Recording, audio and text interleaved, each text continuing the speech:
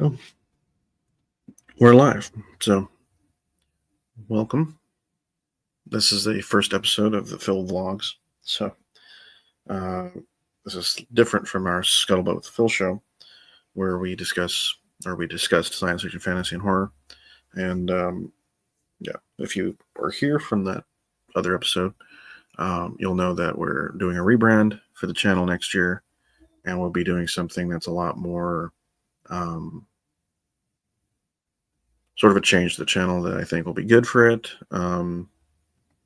Generally speaking, this show will be a little bit more outside of the purview of the main sort of thrust of the channel. This will be kind of more personal, more just based around me as a person, not as me, the Commander Levi character. So, we'll keep that going through the thing. And either way, I hope you guys enjoy it. But for a moment, I didn't actually do the ad time from the previous episode, so we'll kind of just double up. I'd rather just do it once here and say we did it for both.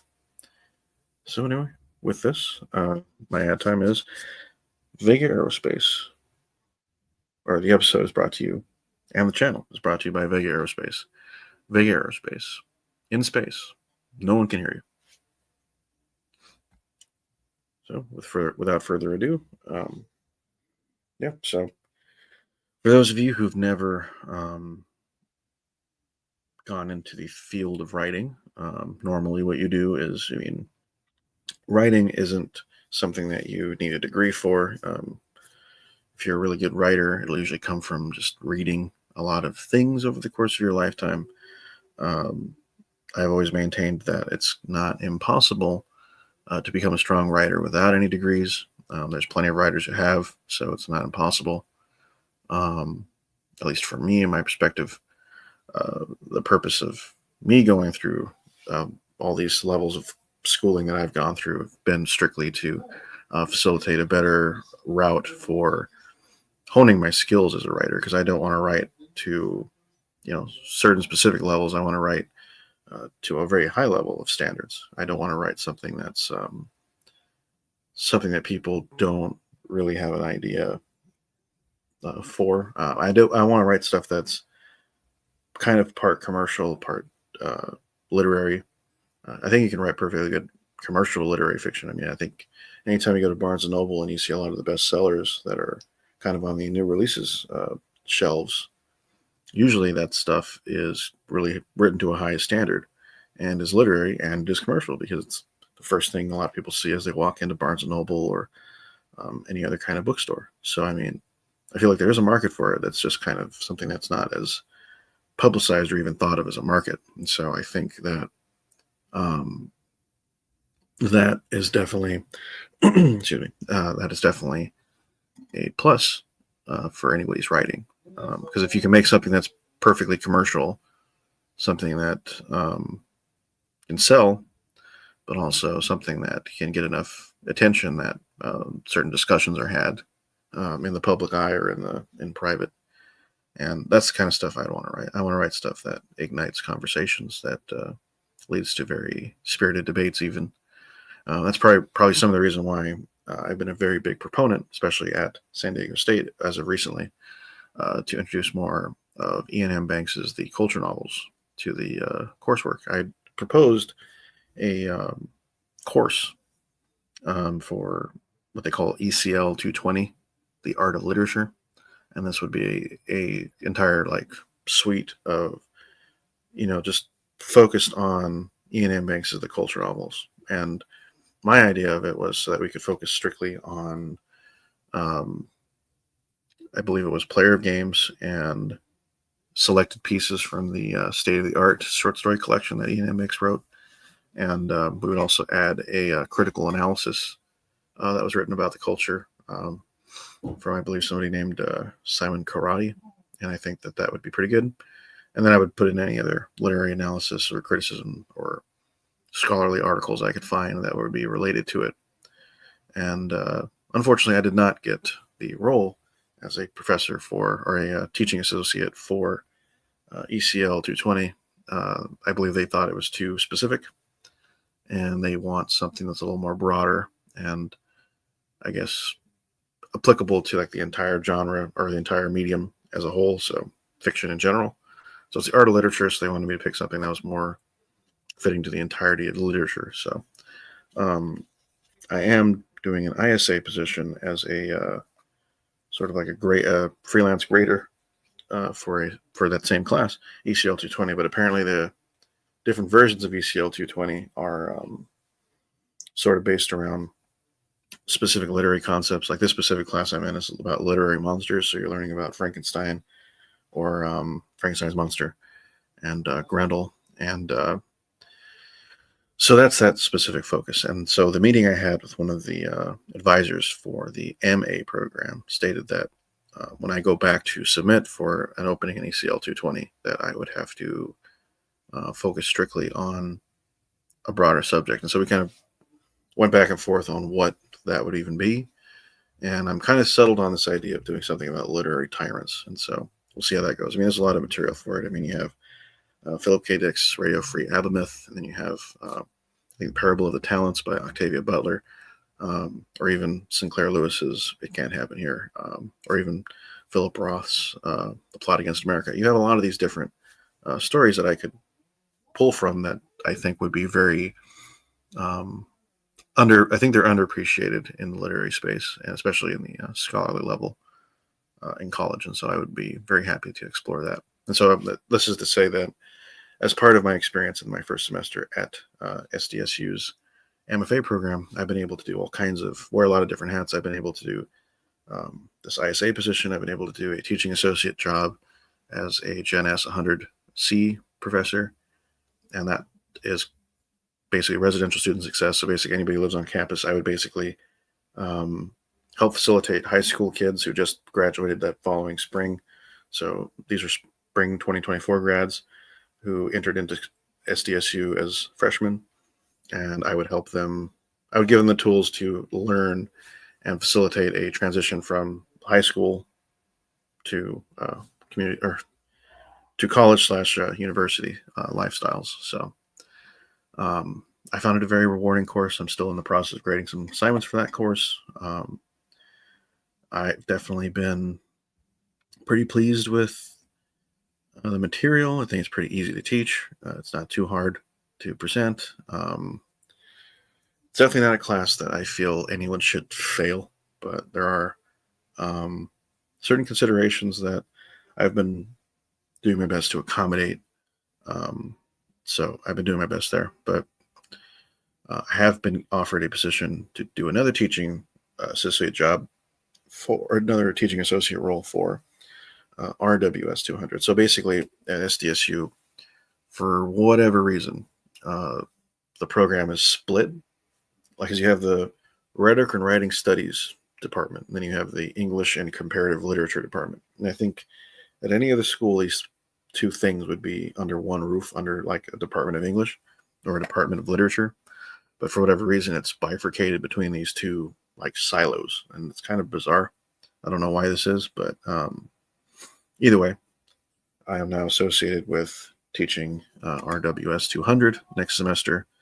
And I think the pathway is to teach RWS 100 in the fall. Now that I'm teaching 200, I go to 100 in the following semester. So I think there's a good chance that they're going to kind of, because I don't think we're, as a student, you're kind of limited to, or a student worker, you're kind of limited to 20 hours a week in terms of like hours of work. So I think you can do waivers or petitions to kind of get you to work more than that. But I have not gone to do that since the roles that I've been doing have kind of kept me busy. And so even with this, because, between the demands of the MFA program and between the demands of being a teaching associate and being an ISA, doing more work would be a little more challenging. But I do have plans in place to do substitute teaching within the local San Diego Unified School Districts.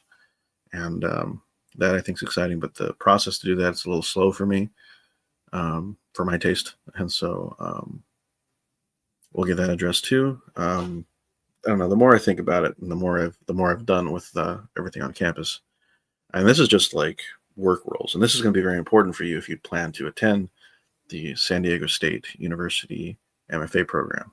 Essentially, what I've discovered, at least when I applied, I guess we get back into some of the background because we kind of just covered the work part of it. But because the work part of it is very important, because if you can't afford rent, San Diego is not a cheap town.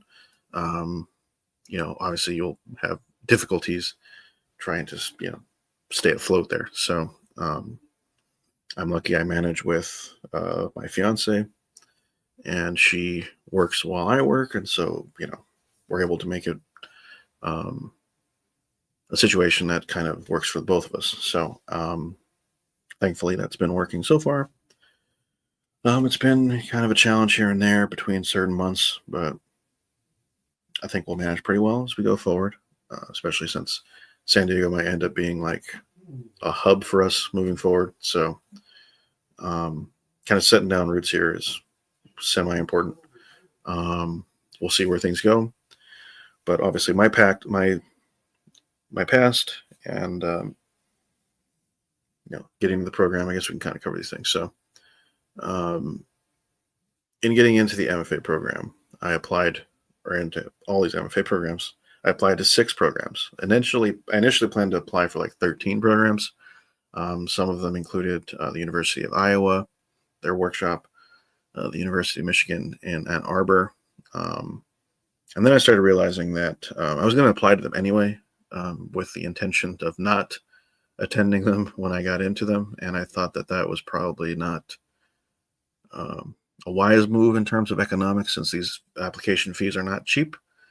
So just trying to showcase that my talents could get me into University of Iowa was probably the ego talking. So ultimately the money side won out, and I ultimately ended up just deciding between 7 different schools. But ultimately the one school that became a 7 school, UC San Diego, I missed the deadline to apply to that one, so I did not get into UC San Diego for that reason. And my fiance was very dispirited because she had gone to New School of Architecture and Design in San Diego, and so she was already accustomed to the town. She was wanting to come back, and a part of me wanted to come back so I would come down and see her in between her semesters, or in between her quarters, and in between whenever she had availability. So the town kind of grew on me, because I guess it has this like easygoing, laid back attitude that really appeals to me, because I'm kind of like that. So the temperament works for me. Being somebody from LA, and being someone who's kind of accustomed to the much faster pace of the second largest city in America. I've been kind of craving something that's a little slower ever since I'd taken trips up to Quincy, California when I was younger. I was seeing an ex-girlfriend at the time, and I fell in love with this kind of like rural sort of forest area, because Quincy, California is like smack dab in the middle of like a valley in between a bunch of like really tall mountains, and this is the high Sierras. And I don't know, I just fell in love with the Sierras and the area around Lake Tahoe. And I had recently taken a trip with my fiance and my best friend and his wife to Lake Tahoe for the first time, not this past June, but the June before, so June 23. And I just fell in love with it even more. And I would like to end up in somewhere close to Lake Tahoe, although me and my fiance have had discussions where we might end up somewhere near Flagstaff, but I want her to see Flagstaff first because she hasn't been there yet, and see what she thinks. But generally speaking, I got into 3 of the 6 programs I applied to. So the University of Texas at Austin sent me a response saying that, you did not get in, you've been denied entry into this program, and don't message us back because we're not going to give you a reason. So I was like, okay, thanks. And then I forget what other one. Well, the other ones came actually later. So that was my first denial, and then the first approval came. So that was from San Diego State, and they were not my first school to pick. They were definitely like the last application I filed, but they were the first one to respond, which I thought was interesting. And then it was CSULB that came up, and a little bit later, Chapman University came up, and they said that they were interested. They wanted to invite me into their program. So those three programs, San Diego State University, Cal State Long Beach, and Chapman University, all accepted and invited me to their programs. But I wanted to wait for UCI to come in. I wanted to wait for UC Riverside to come in before I made a decision. And the people at San Diego State were more than willing to accommodate me for that. I did kind of jump the gun, though, and I accepted and filed all the stuff for CSULB. But the problem with CSULB, and it was just like maybe a month ago that I informed them that I was not in their program, and I thought they would have gotten the hint from me not paying the whatever entry fee that you have to pay once you go into the program. So I didn't pay that, so I don't know why I would still be enrolled. So thought that was strange. But yeah, no, I'm dedicated to the San Diego State University program strictly because of this anecdote. So my novel writing professor, Darren Smalley, he has been kind of a mentor, kind of a inspiration to do sort of the things that I want to do in writing. And I do want to teach creative writing someday. I do want to teach literature. I do want to teach, English composition. I want to do the whole thing in an English department eventually. And I think the MFA would help me because MFA is kind of your ticket into like teaching at the community college level. So I think that would be more my speed, and at least in the near term. But we'll see how it all shakes out. A lot of things are fluid in this sort of scenario. But he went to Chapman University, and I felt like if I had gone to Chapman, I'd be kind of following in his footsteps. But that final semester before I made the move over was, I think it was fall of 23, and that was the second to last semester before I left, if I'm not mistaken. It might have been the spring of 24, this last semester at Long Beach City College, where I'd gotten to the impression that it wasn't going to be the right experience for me at Chapman, since the writer in particular that appeared, for this like speaker series they have at Long Beach City College, Richard Bausch. He informed me that a specific writer that I wanted to actually learn under, Jim Blaylock, he had retired. So he was no longer going to be teaching anything, but he was under the Professor Emeritus title on the campus website. I think his son teaches there, and that was still interesting. But I think the real problem was that Chapman University sent me an invitation that was very boilerplate. It's like, oh, we would like to invite you to this program. Yeah. And Cal State Long Beach sent me the same thing. But San Diego State University sent me a personalized message that made me feel welcomed, that they wanted my actual writing in the program. And they thought that on the strengths of the Bathtub King of Palm Springs novel excerpt that I sent in, that they wanted that in the program, or that style. And to me, once they said that, that was all I needed to know. And in that way, it was sort of a godsend in a way. And it was that point that I realized that had to be the program, because it was so inviting and it was personal and it was directly addressing my writing. I mean, that had to have been the program. And we had to facilitate a move and do all of that. And so my fiance and I spent the whole summer trying to facilitate our move. And that was a thing I don't want to do again. So I'm not, it's probably part of the reason I want to stay in San Diego. Just because moving out would be a giant task, and I'm not interested in doing that at the moment. But we get 3 years here at the program. Most MFA programs in creative writing are about 2 years long, so we're on the upper end of that. And teaching is only part of the issue. You can basically take this MFA program and then like never teach and be fine. You'll get the same things that you would get out of it anyway.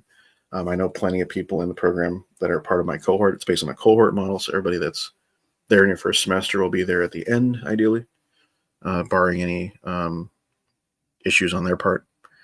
But plenty of the people I know in the program, they're going into it not just to teach. I mean, like half of us want to go into or do teaching as kind of like a day job, and then you have it pay our bills so that we can do the other writing that we want to do. So there's that, and then there's a tiny other portion of the people in the program that are they're partly to be editors and like edit literary magazines and journals, and so that part is kind of unique to them. And then an even smaller portion of people are there kind of like for their own enrichment because they want to get an MFA to prove something to themselves, or I think there's at least one person there that is there for I mean, he's been on this channel, who's running a nonprofit, and I'm slowly but surely getting more involved in the things there for that organization, and I'm more than happy to. I feel like there's a need for it, and I'm going to do everything I can to support him in that. So I've met a lot of great people, a lot of great writers. I think pretty much everyone in the program and the MFA cohort is people I want to keep in touch with. There's only a couple that I think we're going to have to talk to as a whole group because some things have come to light, and I don't think I'll address them here in this space. But yeah, I don't think that a writing program, if you're going to be a part of a writing program, that using AI to generate your entire text is a wise move. And I don't think that should be condoned. I think we should have zero tolerance for it. Now, I mean, that's not to say that I think we shouldn't have AI assist us somewhat, because I mean, we already kind of use it for like Grammarly and editing, like just general copy edit, housekeeping stuff. So, I mean, we already use it, but you can ask it for suggestions, you can ask it for outlines, but if you're going to be lazy and like have an entire text generated, I don't think you should be part of the program. And I think I brought this up to my professor at Long Beach City College, and even he agreed that that person's a fraud, and that person should either be reported or kicked from the program. And actually, I'm not opposed to that. But yeah, it's a big thing, and I don't understand it. Although I was concerned that we'd run into that. I've already seen it in one of my students at the Gen S level, and I mean, it was kind of brazen in the fact that they basically copied and pasted something from ChatGPT and then put it in the they put it in the actual response that I was requesting.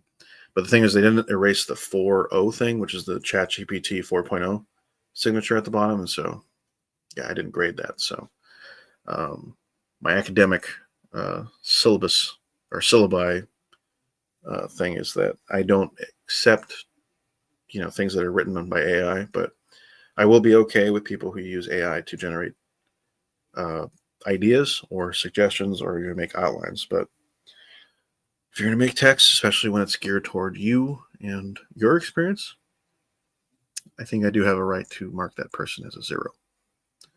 But Real Wade Nation Gaming, hi back. But yeah, so if anybody wants to enter an MFA program, I do recommend it. I definitely recommend that if you run into anybody generating their text on AI, definitely do that.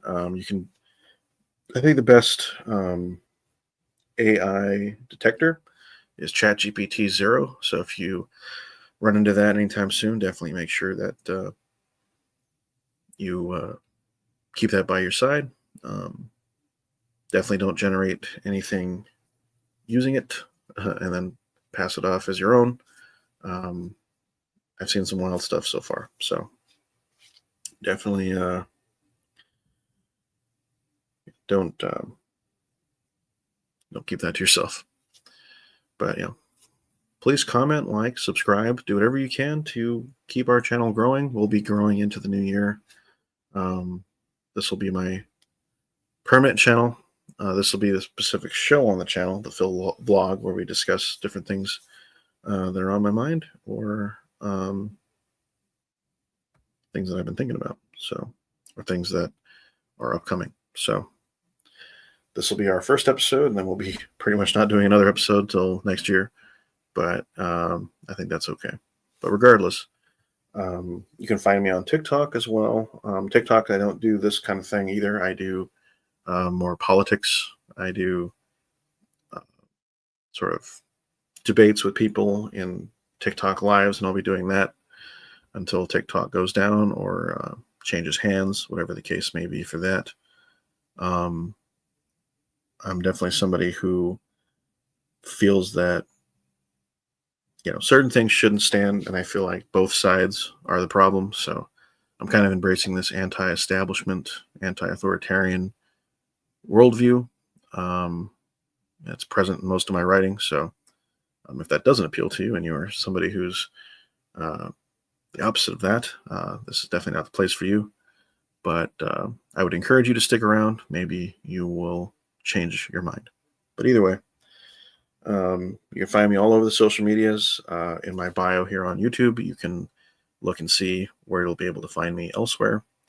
I'm free and open. I don't censor myself. I don't do anything for censoring others. I don't block anybody, although in very extreme cases, I've been known to report people for being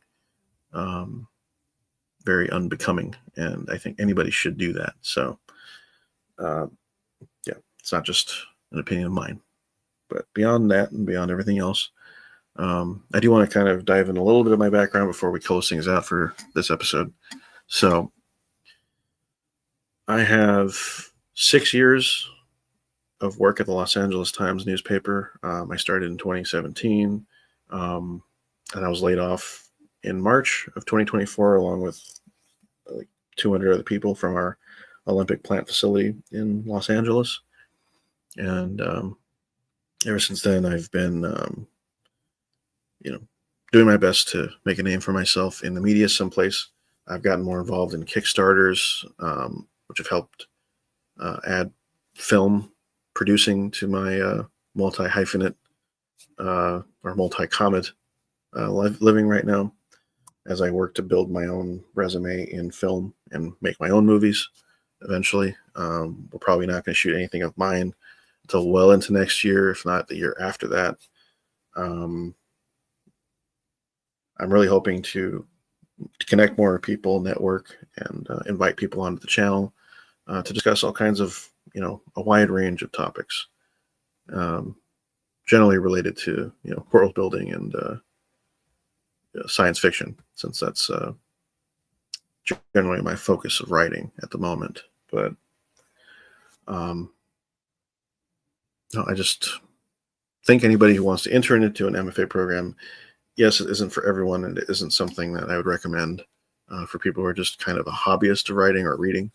I think if you're going into one, you're going into it strictly because you want to do publishing, you want to do novel writing for your maybe career, or you want to go into editing, publishing, writing, teaching. There's a large scope that you can explore with this one degree, and that's partly the reason I'm doing it, so I can kind of have a buffet of choices to pursue after this is done. But my plan after the MFA, which I will be receiving in spring of 27, is to do my EDD, which is a Doctorate of Education in Educational Leadership. Right now, I'm stuck between the idea of getting one in, because at San Diego State in particular, it's like split between two different EDD programs, because you have the EDD in Educational Leadership for P through 12, so that's pre-kinder to 12th grade, and then you have the other program, which is geared toward community colleges and universities. So, but it's specifically just for community colleges, or meant for community colleges. So there's that. So for me, I'm kind of leaning toward doing more P through 12 work, strictly because I feel like that would offer me a larger scope, a larger impact on the students. Because if I'm teaching them and kind of helping them out at the community college level, I mean, that's great, and it'll help them for their adult and professional careers. But if I attack this problem, which I feel like is very endemic in the academic world at the elementary through high school level, I'm not only helping them out for their immediate future, but I'm helping them for the remainder of their lives. And I feel like that is something that offers me the biggest impact that I could have. And I feel like that would be the most meaningful to me, at least as an educator. Because generally speaking, I am somebody who wants to be a educator by day and then the filmmaker / novelist at nighttime. That's going to be my life for the remainder of my existence here on Earth. And yeah, I feel like this is my calling. This is my way to give back to the community, and I'll do everything I can to facilitate that. But yeah, so more of my background. So I'm from Paramount, California, which is in between LA and Long Beach. It's essentially a suburb of both. I went to Paramount High School. I graduated the class of 2010. I have an associate's degree in English, journalism, creative writing, and I'm working toward a associate of science in physical science, because I have an idea of making my writing a little more grounded in science than more of a fantastical science fiction story. And beyond that, I have a Bachelor of Arts I got these associates from Long Beach City College, but my Bachelor of Arts is in English, rhetoric, and composition, and I also have a professional writing certificate, which qualifies me to be a technical writer or a technical editor. And one of the ideas I had was to get a job writing technical manuals for aerospace companies, but there's a lot more red tape that I have to jump through than I thought I would have to. So I still want to do that, maybe for some contract work. We'll see what happens. But beyond that as well, I got that bachelor's degree from California State University, Long Beach, and I received a business digital literacy certificate from Long Beach City College. I'm working also toward a Spanish certificate, but that's a little more harder since I moved down to San Diego and I don't have access to the classes that are available to you in person, since the distances are a lot larger and I don't have the means to make that trek all the time. That adds up. But yeah, so I'm working toward my MFA and I'm hoping to get a Doctor of Education at the end of my career. So at the end of my career, if everything goes well and I'm able to secure the EDD by the spring of 2030, I will be a Dr. Phill, if you will, by the age 38. So I think that'll be kind of cool. I think I'm still going to apply to some PhD programs, but I really don't like the prospect of working on a PhD dissertation strictly because it's going to be like you're spending 6 years to write one book. And I feel like me at my height, I could write 3 or 4 books a year. So, I mean, PhDs are not easy, nor should they be, but there's a lot of dedication that would go into doing that I just don't feel like I have the energy or the patience for at this point. And doing the 3-year EDD would be a lot more conducive to the kind of ideas I want to pursue. So in general, I hope this helped you out or illuminated you on MFA programs. Actually, I still have one more thing to discuss. So one more moment. So, if you will, as I only talked about the teaching aspect, my background, and a little bit kind of the feel for the program. So, yeah, the cohort model is fantastic. Everybody I know is great, except for the one exception that I mentioned earlier. I think the classes themselves, you're only allowed to take 9 units, so essentially like 3 classes a semester in the program, because I think they're trying to get you to do 9 units a semester, and there are 6 semesters that that you're part of as you go through the program. So I think at that point you reach 54 units as an entire whole in the program. So I think that's the whole idea behind it. So in that way, I think think it's been fascinating because this first semester, I've enjoyed. I mean, two of the classes I have the same professor, and then the one other class I have a different professor, but she's great. Um, that class is kind of it's called RWS 609, and in that program or in that class, you're basically learning the principles of teaching a first year writing class, and so that's been very um, informative and very interesting. And I think a lot of the things I've learned from there, a lot of things I'm still learning from there, I'm going to be adding to a notebook that I'm going to use to inform my first year writing / composition teaching. And then the other class was the fiction workshop, and then the other class beyond that was the I think it was theories and form of writing. So it's kind of like we're reading just essentially a bunch of short stories or entire novels. And I think we read like 3 or 4 novels this semester, and I forget, at least a couple dozen short stories. And so that's what you get from this program is a lot of reading, a lot of writing, as it should happen. Because, I do believe that in order to be a strong writer, you need to be a strong reader, or at least a good reader. And in order to write good stuff, you need to have life experience to draw from. And I think that I'm glad I did it now instead of having to have done it earlier. As if I had done this right out of college. So if I would have made everything happen exactly the way you're supposed to do it, do your 2 years at JC, then do your 2 years for your you transfer out, you do your next 2 years, and then I would have did the 3 years at SDSU back then. I think now that I think about it, I'd be graduating in 2017. So there's a chance I'm 10 years behind where I should be. But then again, I think that's okay, because I don't think I could have gotten into the program without The Bathtub King of Palm Springs, which was a story I developed from a dream in 2019. So it's a good chance I probably couldn't even have gotten to the program then. So I think that's kind of fascinating when I put that into perspective. But either way, we're going to wind down a little bit and move on to our closing. So again, if you want to join the MFA program, I recommend San Diego State University's program. It seems like they're willing to try experimental, weird, or unique work. And I feel like if your work is any one of those things, then that should be at the top of your list of possible programs to enter. And it's not that expensive compared to some of these other programs I've seen. I mean, it's always great to enter into a program that is paid completely. And I definitely would have preferred to have gone to a program that I thought was on that level.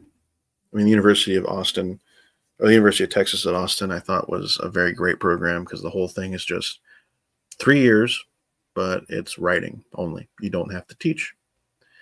And everything's paid for. Everything's great. I thought that would have been a great program to join. UCI was also another one. UCR, I think, had the same thing. We had Cal State, SDSU, and Chapman. I think those were also partials.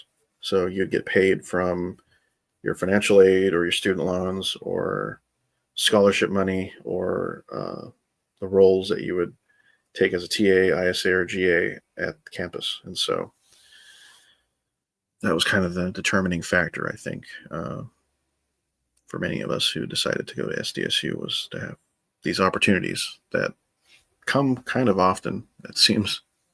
So I'm hoping that over the next 3 years, I'm able to secure my MFA, move into my EDD, get that, and then start making the impact that I want to make. But you here now, you stand at the beginning of a long journey, and I hope that you stick with me through the rest of it. So, this is me, a little more candid, me doing my thing. So if you want, you can follow me on Twitter at the Phill1, or my link tree, which is located down below. And you can find me anywhere else in the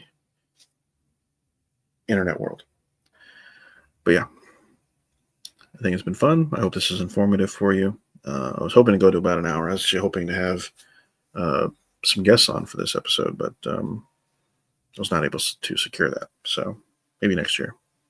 I do plan to kind of pick this up for my second semester, and I'll do another one for kind of reminiscing about the entire year. And then I'll do one pretty much every semester and every year, and until it's over. And then we'll see what happens with the EDD. Of course, my experience is my own experience. I don't expect other people to have the exact same experience or comments that I have.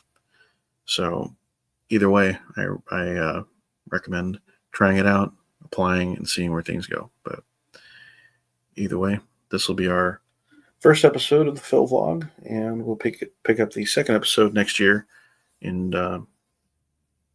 January. So January 10th, we return with a new episode of Scuttlebutt with the Phill, and that following Monday and Wednesday, or rather that following Monday, we'll be falling into our normal rhythm of Mondays being video essays or interviews or pretty much everything else, main channel videos, and then Wednesdays will be our short videos, and then Friday nights will be our live streams. So I hope you have a great holiday. Hope you have a great Christmas, Hanukkah, Kwanzaa, whatever it is. And I hope you have a fantastic new year. And I hope to see you all in 2025 when the adventure continues.